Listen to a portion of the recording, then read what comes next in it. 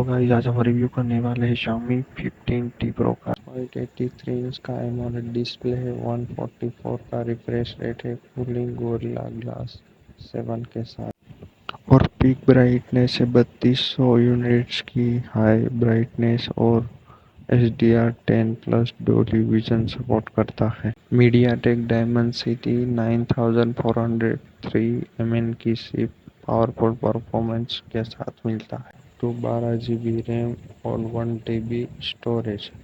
UFS 4.1 tech 5500 mAh की battery है। Wireless charging support 90 W wireless और 50 W का चार्जिंग स्पीड और ट्रिपल रेयर कैमरा है। 50 मेगापिक्सल का मेन और 50 मेगापिक्सल टेलीफोटो और ऑप्टिकल जूम 12 मेगापिक्सल का अल्ट्रा वाइड और 32 मेगापिक्सल की सेल्फी कैमरा।